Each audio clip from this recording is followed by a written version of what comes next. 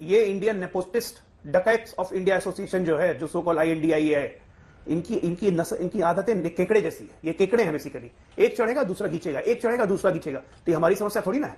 लोगों ने क्या जवाब देना है दे दिया है, लोगों ने ये तय कर लिया है, साउथ में साफ और नॉर्थ में हाफ। तो ये इनकी परिस्थिति। लेकिन जितना असमंजस और जितना भ्रम कांग्रेस के मैनिफेस्टो पे फैला सकते हैं उसको लेकर वो सारी कोशिश कर रहे हैं। उसका तो आपने फैक्ट चेक कर लिया, तो उसको बताने की जरूरत नहीं है। लेकिन हमें क्या जरूरत है आपके मैनिफेस्टो पे बात करने की?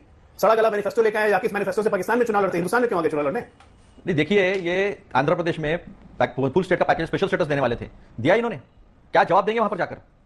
सब तो निपटे ही हुए हैं, अपनी चिंता करिए ना, थोड़ा अपने पे बात कर लीजिए। 54 साल की मिसाइल 21 बार लॉन्च होकर बार बार डिफ्यूज हो जाती है, कभी एक्सप्लोड करती नहीं है, तो क्या करेंगे बेचारे? पूरी कांग्रेस डिफ्यूज हो चुकी है। बेचारे 54 साल के मिसाइल को बार बार देखते हैं कि कब एक्सप्लोड करेगा, कब एक्सप्लोड करेगा। वो टेक ऑफ करता है, 21 बार टेक ऑफ करता है, टेक ऑफ डिफ्यूज। यही इनकी कहानी है। हैदराबाद की मैं बात कर रहा हूं, मादिलता जो लड़ रही है, उनको मुसलमानों का एक बहुत बड़ा वर्ग का समर्थन मिल रहा है जो ओवैसी के द्वारा सताया हुआ है।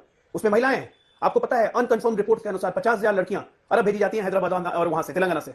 अब ये कह रहे थे बेरोजगारी की बात, तो सच्चाई है भाई, बंगाल में तो बेरोजगारी है ही नहीं। 5 लाख से 15 लाख प्रति कैंडिडेट लेके सारा का सारा शिक्षा घोटाला का सारा सीट भेज दिया उठा के। कहां से बेरोजगारी रहेगी बंगाल में? वहां तो बड़ी हरियाली है ना माना गुप्ता। गजब बात करते हैं भाई सुप्रीम कोर्ट। चलिए शुरू करते हैं। 13 सीटों पर यूपी में अजय आलोक को दिखाइए, और जो बिहार की सीटें हैं 5 की 5 हाई प्रोफाइल सीटों पर यह वोटिंग होने वाली है अजय आलोक। और लगभग माना जा रहा है कि इस फेज के अंत तक यह तय हो जाएगा कि किसकी सरकार बनेगी। किस तरह की उम्मीद आप लोग रख रहे हैं? और जो विपक्ष का यह बार बार कहना है कि अरविंद केजरीवाल की रिहाई हुई है, तमाम मुद्दे महंगाई से बेरोजगारी का वो उठा रहे हैं, आपको झटका। देखिए ऐसा है कि झटका किसको लग रहा है? झटका खा के लोग सुधरने को तैयार नहीं है, दूसरे उम्मीद कर रहे हैं कि हमें झटका लगेगा। अंजना जी, आज पोलिंग खत्म होगी और ये तीसरे चरण का पोलिंग खत्म होने के, चौथे चरण की पोलिंग खत्म होने के साथ हम अपने 400 पार के लक्ष्य की तरफ बढ़ चुके। सरकार तो बन जाएगी अभी। अब बाकी बचा 3 फेज, जिसमें हमें अपने 400 पार के लक्ष्य को पूरा करना, जो कि निश्चित तौर पर पूरा करेंगे। हमारे गृह मंत्री, हमारे प्रधानमंत्री सब इस बात की आशा कर चुके हैं। और वैसे भी राज्य देख लीजिए, ये उन राज्यों में चुनाव हो रहे हैं जहां पहले से मजबूत स्थिति में, और उन राज्यों में भी हो रहे हैं जहां पिछली बार हमारा खाता नहीं खुला था, जैसे कि आंध्र प्रदेश। वहां हम अच्छी खासी अपनी उपस्थिति दर्ज करने जा रहे हैं। 6 सीटों पर लड़ रहे हैं हम, और हमारा गठबंधन वहां पे बहुत मजबूत स्थिति में है आज की तारीख में। तेलंगाना में हम 10 से ऊपर जीतेंगे हर हालत में। तेलंगाना में 10 से ऊपर, मैंने आपको पहले भी कहा था, 3 महीने पहले भी। तेलंगाना में 10 से ऊपर, तेलंगाना में हर हालत में 10 से ऊपर। अच्छा, 10 से ऊपर जीतेंगे तेलंगाना में, 10 से ऊपर। और सबसे बड़ा चौंकाने वाला नतीजा देगा आपको पश्चिम बंगाल। ये सब आप देखते जाइए। कल चौथा चरण है, 3 चरण और है। मैं कोई नंबर्स प्रेडिक्ट तो हम लोग कर ही चुके हैं 400 पार, लेकिन कल की हमारी उम्मीद है कि 95 में हमारा क्लीन स्वीप होगा। पिछले बार 42 जीते थे, इस बार इस 95 में कम से कम 70। अतुल साहब, अब आपकी बारी है, मोर्चा संभालिए। 42 सीटें, वाकई जिन सीटों पर वोटिंग हो रही है चौथे चरण में, उनमें 42 सीटें आई थी बीजेपी की। तेलंगाना जैसी जगहों पर वो बहुत ज्यादा मीटियोरिक गेन की बात कर रहे हैं, और पिछली बार भी हुआ था 14 में 1, वहां से वो पहुंच गए 4 पर 19 में। अब वो कह रहे हैं यहां से डबल होते हुए 10 पार कर जाएंगे। यूपी को लेकर वो आश्वस्त है, बिहार को लेकर। देखिए, बोलने के लिए पैसे थोड़ी लगते हैं अंजना जी, बोलने के लिए तो कुछ भी बोला जा सकता है। देश के प्रधानमंत्री क्यों बोल रहे हैं फिर? पवार जी, उद्धव जी, हमारे साथ आ जाइए, आपके सपने पूरे होंगे। क्यों एकनाथ शिंदे और अजित पवार से काम नहीं बन रहा है? लोगों ने क्या जवाब देना है दे दिया है, लोगों ने ये तय कर लिया है, साउथ में साफ और नॉर्थ में हाफ। तो ये इनकी परिस्थिति है। आज देखिए कि प्रधानमंत्री जी ने कितनी बार स्टैंड बदला है, प्रधानमंत्री जी कितनी बार हिंदू मुसलमान इसके ऊपर आ चुके हैं, अपना कारण नहीं बता रहे हैं। लेकिन जितना असमंजस और जितना भ्रम कांग्रेस के मैनिफेस्टो पे फैला सकते हैं उसको लेकर वो सारी कोशिश कर रहे हैं। उसका तो आपने फैक्ट चेक कर लिया, तो उसको बताने की जरूरत नहीं है। लेकिन एक बात तय है कि प्रधानमंत्री जी के पास कोई प्रोग्राम नहीं है। प्रधानमंत्री जी के मीटिंग्स में जिस तरह से लोगों की भीड़ कम होते जा रही है और जिस तरह से बौखलाहट प्रधानमंत्री जी की दिख रही है, ये साफ स्पष्ट कर देता है कि इन्होंने हार मान ली है। अब ये मुंह जबानी बात करने के लिए कौन रोक सकता है? तेलंगाना में 10 सीटों के ऊपर की बात कर रहे हैं। अब कौन इस बात को मानेगा? कौन इस बात को मानेगा? तो आंध्र प्रदेश में भी बहुत उम्मीद से है, क्योंकि वहां पर टीडीपी के साथ उनका अलायंस इस बार हुआ है। पिछली बार 22 आरसीपी को 22 आए थे, टीडीपी को 3। इस बार टीडीपी परफॉर्मेंस पर हर कोई दाव लगा रहा है, तमाम पोस्टर्स भी लगा रहे हैं, और टीडीपी के साथ वो वहां भी अलायंस में लड़ रहे हैं। छोटा सा एक कमेंट अतुल जी, फिर आ रही हूं अचानक।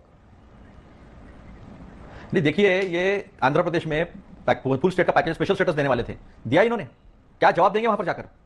अभी जनता तो मतदान कर रही है महंगाई पर, बेरोजगारी पर, और जिस तरह से इन्होंने लोगों को गरीब करके रखा है उसके ऊपर मतदान हो रहा है। और जिस तरह से इस देश के संविधान को धोखा पहुंचाने की बात हो रही है, क्या कभी इस देश के प्रधानमंत्री ने कहा? लल्लू सिंह को कहा, अरुण गोविल जी को कहा, मिर्जा जी को कहा? किसी को नहीं किया। दिया मिर्जा जी को किसी को नहीं कहा। 6 लोग ऐसे अनंत हेगड़े से लेकर जिन्होंने कहा कि हमको 400 सीटें इसलिए चाहिए क्योंकि हमको संविधान बदलना है। आज अरविंद केजरीवाल जी ने तो पोल खोल के रख दी, वन नेशन वन लीडर, सबको निपटा दिया 75 साल की उम्र के हिसाब से, अडवाणी जी से लेकर मुरली मनोहर जोशी जी से लेकर। और अभी वो इन्हीं सीटों पर आपको सिर्फ 6 आई थी पिछली बार, और बीजेपी बार बार कह रही है कि डबल डिजिट क्रॉस करना कांग्रेस के लिए फिर मुश्किल है। मैं आपको दावे से बता रहा हूं कि ये 200 के अंदर जा रहे हैं, हम 150 पार कर रहे हैं। और इस बार और 19 में बहुत फर्क है। 19 में जो झांसा दिया था ना, उसकी पोल सत्यपाल मलिक जी ने खोल दी कि ये इस देश के प्रधानमंत्री और भाजपा किस स्तर पर जा सकते हैं चुनाव जीतने के लिए, चुनाव के लिए क्या प्रोग्राम है अभी तक नरेंद्र मोदी ने बताया नहीं है। बाकी दोनों की पोल जो है वो पूरी खोल चुके हैं। बाकी दोनों में अंजना जी, विपक्ष की मानसिकता आप इसी से समझ लीजिए कि ये हराने के बावजूद भी हमको कह रहे हैं कि हम 200 के अंदर रहेंगे और हम 150 पार करेंगे। मतलब तभी यही हमें जिता रहे हैं। क्या कहने हैं इनके? 220 अरविंद केजरीवाल 220 से 230 देते हैं, राहुल गांधी 150 पार नहीं करवाते हैं, अतुल लोंडे पाटिल राहुल गांधी की बात कर लेते हैं, 200 के अंदर रखते हैं। मतलब आपसे 4 मिनट बात में इन्होंने एक बार भी कांग्रेस पार्टी का नाम भी नहीं लिया। अब करेंगे भी क्या, लेंगे भी कैसे? 54 साल की मिसाइल 21 बार लॉन्च होकर बार बार डिफ्यूज हो जाती है, कभी एक्सप्लोड करती नहीं है, तो क्या करेंगे बेचारे? पूरी कांग्रेस डिफ्यूज हो चुकी है। बेचारे 54 साल के मिसाइल को बार बार देखते हैं कि कब एक्सप्लोड करेगा, कब एक्सप्लोड करेगा। वो टेक ऑफ करता है, 21 बार टेक ऑफ करता है, टेक ऑफ डिफ्यूज। यही इनकी कहानी है। निराशावादी मानसिकता से भरे हुए लोग हैं, इनसे क्या बात करूं? देश आगे जा रहा है, देश आगे बढ़ रहा है, देश मजबूती के साथ बढ़ रहा है, प्रधानमंत्री मोदी जी के नेतृत्व में बढ़ रहा है। जहां तक निपटाने की बात, पूरा विपक्ष निपट गया भाई साहब, बचा कौन? सब तो निपटे ही हुए हैं। अपनी चिंता करिए ना, थोड़ा अपने पे बात कर लीजिए। हमें क्या जरूरत है आपके मैनिफेस्टो पे बात करने की? सड़ा गला मैनिफेस्टो लेकर आए, जाके इस मैनिफेस्टो से पाकिस्तान में चुनाव लड़ते, हिंदुस्तान में क्यों आगे चुनाव लड़ने? देखिए अजय आलोक जी, मैं तो महीने भर घूमी हूं पूरे देश के अलग अलग 100 सीटों पर। एक तरफ ऐसे लोग हैं जो राम मंदिर के बनने से खुश है, गदगद है, और 400 पार का पीएम का नारा भी कई लोगों की जुबान पर मुझे सड़कों पर मिला। लेकिन बेरोजगारी एक ऐसा मुद्दा है जो हर जगह लोग उठा रहे हैं। हालांकि ये भी एक सच्चाई मुझे दिखी कि कई युवा कहते थे बेरोजगारी, फिर पीएम किस पर भरोसा है, तो नरेंद्र मोदी का नाम लेते थे। क्या लीडरशिप क्राइसिस, जितना भी आप अतुल लोंडे पाटिल साहब आप कहें कि ये इंपॉर्टेंट नहीं है, अरे 2004 में क्या हुआ था, लेकिन लोग भरोसा किस पर करते हैं, किसके नेतृत्व पर, ये भी बहुत मायने रखता है। छोटा सा आपका कमेंट, फिर मैं बाकी दोनों के पास जाऊंगा। महंगाई में लोग पीस चुके हैं, बेरोजगारी बड़े पैमाने पर बढ़ चुकी है, और इसी का जवाब जो है वो केवल और केवल कांग्रेस के पास है। ये राहुल गांधी जी ने जो 4200 किलोमीटर के पैदल चले और मणिपुर से मुंबई तक चले ना, तो लोगों ने जिगरा देख लिया कि नेतृत्व क्या होता है। जब महिलाओं को निर्वस्त्र कर वहां उनकी इज्जत लूटी गई ना, असमत लूटी गई, तब वहां राहुल गांधी जी गए थे उनका सांत्वन करने, उनके पीठ पर हाथ रखने के लिए। देश के प्रधानमंत्री ने जाने की हिम्मत नहीं की। ये 370 की बात करते हैं, लेकिन कश्मीर में इनमें हिम्मत नहीं कि कश्मीर में ये चुनाव लड़े। तो ये सारा इनका जो ढोकसला है, ये ढकोसला लोगों ने पहचान लिया है, और इसीलिए इनको हर जगह जो है कहते घूमना पड़ रहा है कि आ जाओ हमारे साथ, आ जाओ हमारे साथ, जबकि इंडिया नाम की कोई चीज नहीं रही है। लेकिन इंडिया गठबंधन जो है वो पुरजोर तरीके से लोगों का एजेंडा लेकर लोगों के साथ ये चुनाव लड़ रहा है। तो देखना नतीजे क्या आएंगे। चाहिए जो बंगाल की सीटों पर चर्चा करी थी, 2 स्पेसिफिक सीटों पर मैं आपसे चर्चा करना चाहती हूं अजय जी। दोनों पर आप जवाब दीजिएगा। वो महिला सुरक्षा के मुद्दे पर कई नाम ले रहे हैं, दूसरी तरफ वो भ्रष्टाचार के मुद्दे पर जिनको आपने गले लगा लिया उनका भी नाम ले रहे हैं। लेकिन देखिए हैदराबाद की लड़ाई बहुत दिलचस्प है। मैं हैदराबाद भी बीते दिन थी, 54% से ज्यादा मुस्लिम वोटर है।